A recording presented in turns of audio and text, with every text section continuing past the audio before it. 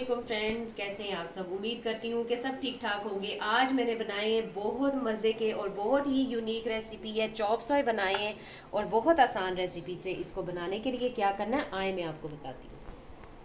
अच्छा जी, chop soy बनाने के लिए हमें वही कॉमन सारी सब्जियों की ज़रूरत है। गाजर, शिमला मिर्च और बंद गोभी क्यूब्स में कट किया हुआ बोनलेस चिकन और 3-4 जवे लहसन के मैंने काट लिए थे और इसको रख दिया चूल्हे पे। ठीक है, नूडल्स हमने बॉईल कर लिए हुए हैं। नूडल्स, इसके लिए नूडल्स हमें चाहिए एग नूडल्स। ठीक है, ये वाली बॉईल कर ली हुई है। इनको फ्राई करना है। फ्राई करने का भी मैं आपको बता दूंगी। इस तरह से नॉर्मल हमने जिस तरह नूडल्स को हम बॉईल करते हैं तो उस तरह हमने नूडल्स को बॉईल कर लेना है। ठीक है, अब साथ साथ कुकिंग स्टार्ट कर लेती हूँ। बिस्मिल्लाहिर्रहमानिर्रहीम। सबसे पहले हम इसमें डालेंगे हस्बे ज़रूरत ऑयल। ऑयल थोड़ा सा कम ही जाता है। चाइनीज़ जो भी आप डिशेस बनाती हैं उसमें ऑयल ज़्यादा नहीं डालें। लहसुन थोड़ा सा फ्राई हो गया। अब डाल देंगे इसमें चिकन। नमक डालेंगे 1.5 टीस्पून। साथ सॉसेस डालनी है, इस वजह से नमक थोड़ा सा कम ही डालें। स्पाइस कुटी हुई लाल मिर्च डाल दी है मैंने इसको स्पाइसी करने के लिए। ठीक है, 1.5 टीस्पून मैंने कुटी हुई लाल मिर्च डाल दी है। अब इसको थोड़ा सा फ्राई कर लेंगे ज़रा, ताकि नमक मिर्च का टेस्ट इसमें ज़रा अच्छे से आ जाए और चिकन भी थोड़ा सा फ्राई हो जाए और गल जाए। अच्छा, ये जो नूडल्स हमने बॉईल की हुई हैं इनको हम करेंगे डीप फ्राई। तो ऑयल मैंने गर्म करने के लिए रख दिया था। तो उसमें हम नूडल्स तकरीबन 3-4 बैच करके अलग अलग इस तरह से फ्राई कर लेंगे। ठीक है, साथ साथ आपको बताती भी चाहूँगी कि हमने किस तरह से क्रिस्पी करके नूडल्स को निकालना है। तो ये 2 पैकेट थे मेरे पास, तो ये कम से कम जो है वो 3 बैच इसके फ्राई होके निकलेंगे। तो आराम से फ्राई हो जाएगा। बहुत ज़्यादा ओवरलोड भी नहीं करना, थोड़ी ही डालेंगे मुनासिब, ताकि अच्छे से फ्राई हो जाए, वो बिल्कुल ही ऑयल के साथ हलवा ना बन जाए। चिकन को खूब अच्छे से फ्राई कर लिया, यानी कि जितना पानी चिकन छोड़ेगा वो खूब अच्छे से आपने फ्राई कर लेना है। छोटे छोटे क्यूब्स है तो गलने में तो कोई टाइम नहीं लगेगा, फ़ौरन ही गल जाएगा। अब डाल दी हमने गाजर, इसको थोड़ा सा फ्राई कर लेंगे। इसका कोई इतना कोई ख़ास वैसा नहीं है, यानी कि आप बोलें कि कोई डिफरेंट चीज़, सिर्फ इसमें वो है कि जो हमने नूडल्स को फ्राई करके डालना है। बाकी सारा मेथड जो है वो नॉर्मल मिक्रोनी नूडल्स या स्पैगेटीज जो आप बनाते हैं वही है। ठीक है, सोया सॉस डाल दी मैंने, साथ ही इसमें सिरका डाल दूंगी। तकरीबन 2 टेबलस्पून मैंने सोया सॉस डाला है और 2 टेबलस्पून ही सिरका डालूंगी। क्रश करके थोड़ी सी काली मिर्च डाल दूंगी, इसका बहुत मज़े का फ्लेवर आता है। ज़रा स्पाइस भी बैलेंस हो जाता है कुटी मिर्च के साथ और काली मिर्च का।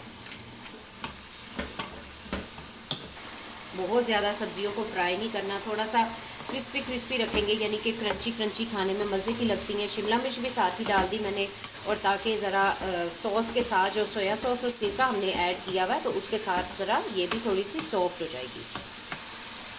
थोड़ी सी 1 टेबलस्पून के करीब हॉट सॉस डाल देंगे इसमें, ताकि ज़रा मज़े का, इनका सॉसेस का ही फ्लेवर बहुत मज़े का आता है और यही मेन फ्लेवर्स हैं इसके। 2 मिनट ही शिमला मिर्च डाल के मैंने इसको थोड़ा सा फ्राई किया बस, बिल्कुल। अब तो ऑलमोस्ट डन है ये सब चीज़ें। तो प्याज मैंने काट के डाल दिया था, तो ये देखें प्याज डलते ही देखें इसके लच्छे निकल आते हैं। जिस तरह हम रिंग्स की तरह प्याज काटना है, बिल्कुल बारीक नहीं, ज़रा दरमियानी सी, तो ये खुल जाएंगी और इनका भी टेस्ट बहुत मज़े का आता है। इस तरह से हमने इनको उलट पलट के ज़रा डीप फ्राई कर लेना है। तो ये बिल्कुल ज़रा प्लेट की जैसी शक्ल इनकी बन आएगी, लेकिन कोई बात नहीं, इनको अगर आप ऐसे भी खाना चाहें तो ऐसे खा सकते हैं, यानी कि इसके ऊपर हम सॉस वगैरह सारा जो हमने मटेरियल तैयार किया वो रख के।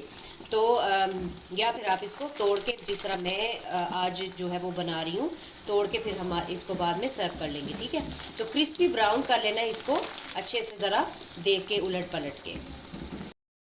अब गोभी काट ली है, गोभी भी सारी इसमें डाल देंगे। एक दरमियाना सा साइज़ था गोभी का, वो बारीक बारीक काट लिया। अब बस इसको थोड़ा सा करेंगे मिक्स, ताकि गोभी 5 मिनट भी ज़्यादा बता रही हूँ, बस 2-3 मिनट ही हमने इसको फ्राई करना है। ज़रा सा सॉफ्ट करेंगे, फिर उसके बाद ये मटेरियल हमारा सारा तैयार। इस तरह से क्रिस्पी ब्राउन करके हमने सारे नूडल्स फ्राई कर लिए। बाकी सारे भी फ्राई कर लिए हैं, वो भी मैं आपको दिखाती हूँ। बाकी सारे निकाल के मैंने उनको तो बस बखो बख कर लिया था खूब सारा, यानी कि अलग अलग कर लिया था, बिखेर लिया था बिल्कुल। तो इसके 2 सर्विंग के तरीके, यानी कि आप इसको इस तरह से प्लेट में रखें और रख के इसके ऊपर आप सारा मटेरियल डाल लें और आप इसको सर्व कर लें। लेकिन हम ज़रा थोड़े से जैसे देसी लोग हैं तो हमें इस तरह से जो है वो खाने में इतना मज़ा नहीं आता। अब मैं क्या करूँगी, ज़रा अब ये ठंडा होगा, अभी तो बहुत गर्म है क्योंकि अभी मैंने फ्राई करके निकाला है। तो अब ज़रा ठंडा होगा तो इसको भी ज़रा सा बिल्कुल बिखेर लूँगी, यानी कि इसको अलग अलग कर लूँगी। सारी नूडल्स हमने जो है वो बिल्कुल श्रेड कर ली बिल्कुल। अब जो मटेरियल ये तैयार किया था मैं सारा इसमें डाल दूँगी। बिस्मिल्लाहिर्रहमानिर्रहीम। सारा जो है मटेरियल इसमें डाल देंगे। बड़ी यूनिक सी रेसिपी है और बहुत मज़े की बनती है।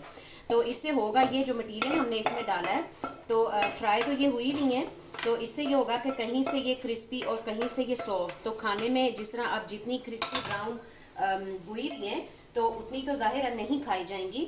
तो इस मटेरियल से ये होगा कि ये थोड़ी बहुत सॉफ्ट भी हो जाएंगी और थोड़ी बहुत क्रिस्पीनेस भी इसके अंदर रहेगी। ठीक है, तो अब इसको खूब अच्छे तरीके से ज़रा एक बारी मिक्स करेंगे और बस ये तैयार है।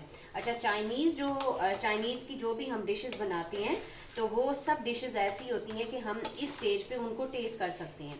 ठीक है, जब अब अगर कभी रोज़ा वगैरह हो तो फिर तो ज़ाहिर है नहीं कर सकते, लेकिन इस स्टेज पे हम टेस्ट कर सकते हैं। टेस्ट करके अगर आपको कोई भी कमी लगे, नमक मिर्च कोई भी सॉस की अगर आपको कमी लगे तो इस स्टेज पे आप उसे डाल लें और फिर उसके बाद इसको 5 मिनट के लिए आप दम पे रख दें और बिल्कुल बस ये तैयार है। तो ये यानी कि इस स्टेज पे हम डाल सकते हैं, यानी जब भी कभी भी कोई भी नूडल्स स्पैगेटी या कोई भी आप चीज़ बनाएं, इवन चाइनीज़ राइस भी अगर आप बनाएं तो उनको एक बारी मिक्स करें और फिर टेस्ट कर लें। जो जिस चीज़ की भी कमी लगे आपको तो आप वो ऐड कर सकते हैं। आज की ये यूनिक सी रेसिपी आप लोगों के लिए मैंने सोचा आप लोगों के साथ शेयर करूं। तो इंशाल्लाह ताला आपसे फिर मुलाकात होगी नेक्स्ट किसी और अच्छी सी रेसिपी के साथ। तब तक अपना बहुत सारा ख्याल रखें, दुआओं में याद रखें और हंसते मुस्कुराते रहें। अल्लाह हाफिज़।